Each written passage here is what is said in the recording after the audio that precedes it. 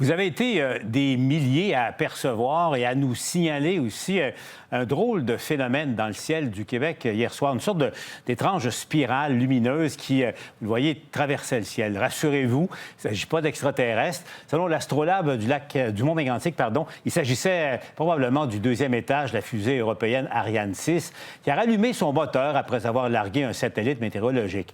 Les Québécois ont été nombreux donc à l'observer alors qu'on se trouve bien sûr en pleine période des Perséides. Là, beaucoup de gens avaient les yeux rivés sur le ciel hier soir. Allons retrouver tout de suite Nathalie Ouellette. Elle est astrophysicienne rattachée à l'Université de Montréal. Bonjour, Mme Ouellette. Merci d'être là.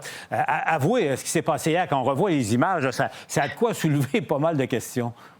Oui, tout à fait. C'est assez rare comme phénomène, mais maintenant qu'on a de plus en plus de lancements de fusées, c'est quand même assez récent. On en voit plus régulièrement. Il y en avait une similaire en mars au-dessus de l'Europe, par exemple.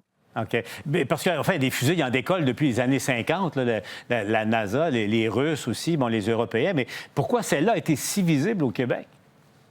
Oui, donc c'est un peu particulier pour ce lancement-là. Le satellite est sur une orbite polaire, donc plutôt que d'orbiter la Terre autour de l'équateur, il orbite au-dessus des pôles.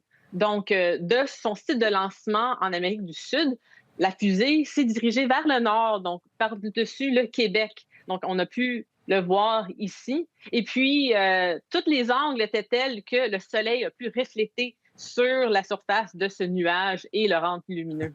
C'est assez particulier parce qu'en plus, ça tombait la soirée des Perséides. Donc, il y avait des milliers de personnes qui s'étaient installées, de belles soirées d'été là, pour regarder les Perséides. Et arrive cette étrange lumière.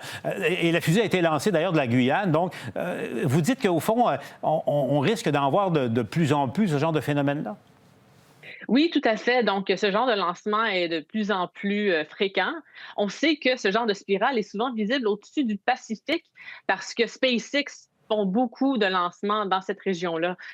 C'est un peu plus particulier au Québec pour nous, justement, à cause de cette orbite polaire, mais c'est un phénomène qui va devenir de plus en plus fréquent. Donc, j'espère que les personnes vont s'en souvenir pour ne pas penser que c'est des extraterrestres. Peut-être une petite demande. Il pourrait nous prévenir aussi pour éviter toutes sortes de rumeurs, parce que vous le savez, là, c'est parti en fou hier soir. En terminant, dites-moi, Mme Ouellette, parlez-moi un peu de la fusée Ariane 6. C'est une fusée européenne. Là, je voyais, c'est son deuxième vol commercial. C'est un peu le concurrent européen de ce que Elon Musk fait, par exemple.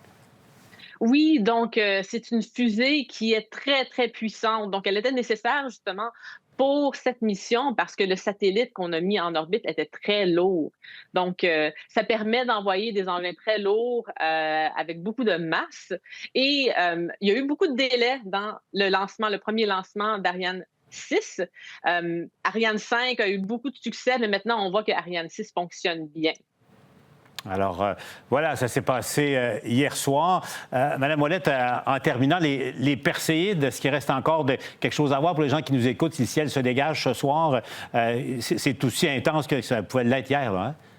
Oui, tout à fait. Donc, le pic était hier, mais la période des Perséides dure plusieurs semaines. Le plus proche qu'on est du pic, le mieux c'est.